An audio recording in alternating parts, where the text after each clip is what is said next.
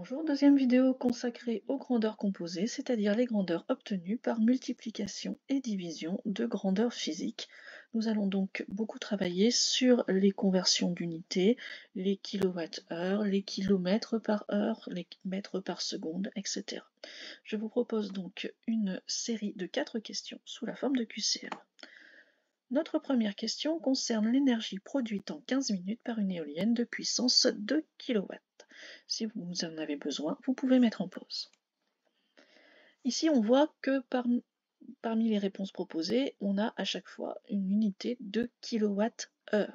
Or, ici, notre unité de base, c'est la minute, donc on va devoir convertir tout d'abord nos minutes en heures. Il faut toujours une cohérence entre les unités de départ et les unités de notre réponse.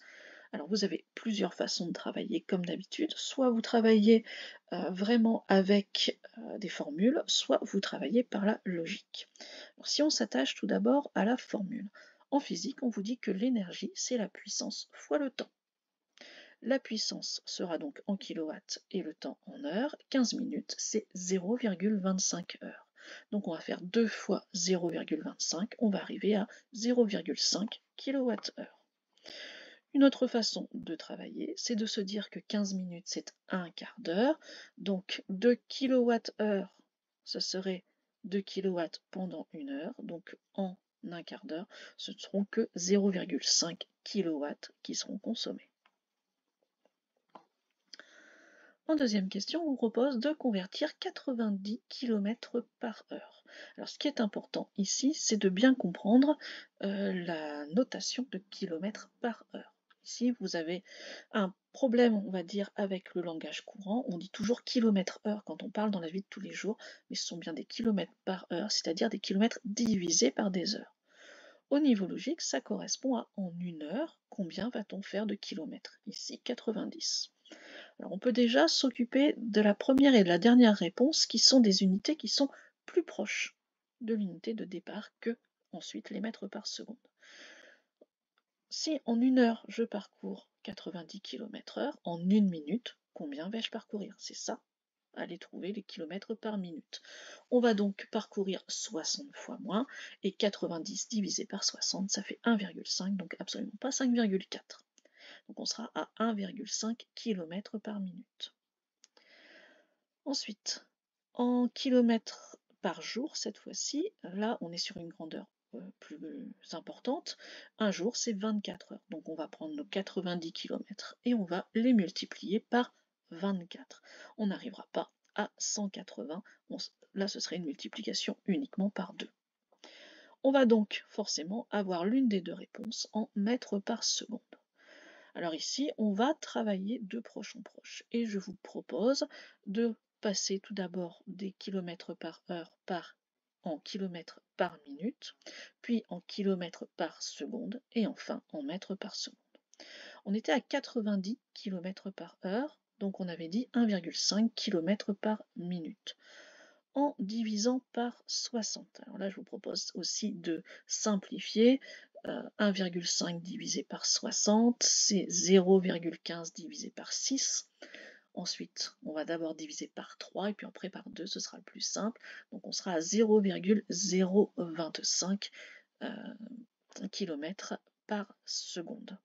0,025 km par seconde en mètres par seconde. On va redécaler notre virgule de 3 rangs vers la droite. On sera donc à 25 mètres par seconde. En troisième question, une voiture avec une consommation de 5 litres au 100 km. Souvent, c'est ce qu'on donne comme valeur de référence pour une consommation. On dit voilà, ma voiture fait du 5 litres au 100.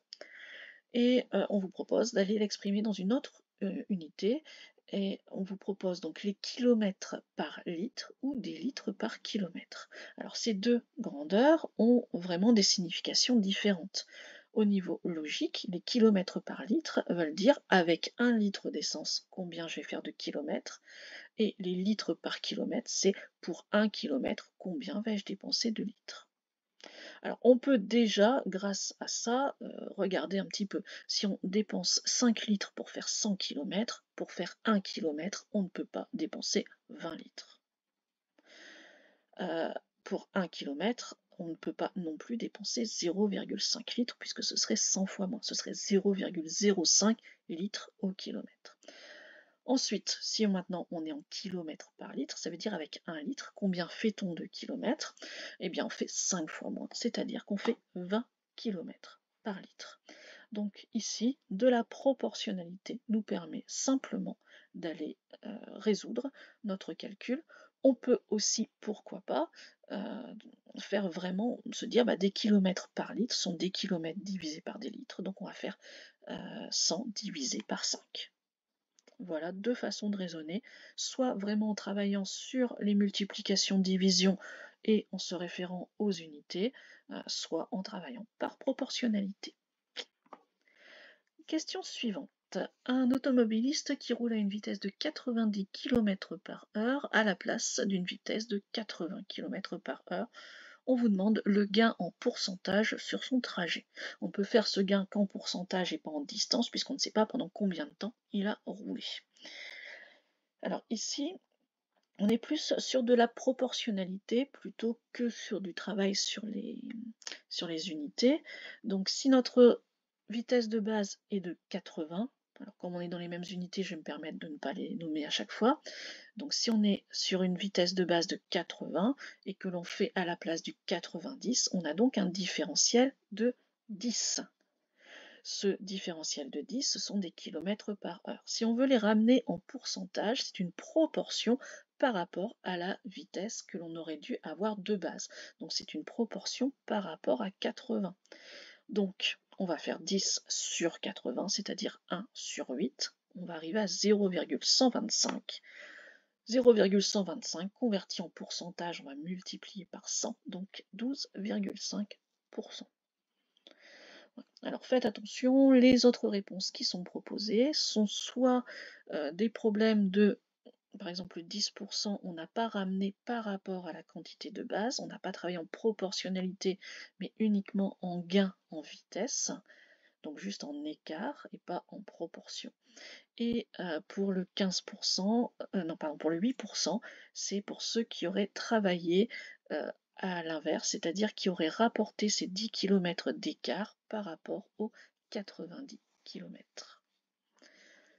Voilà, on va s'arrêter là sur cette deuxième vidéo. J'espère que ça vous aura aidé à comprendre le mécanisme derrière toutes ces grandeurs composées. Au revoir.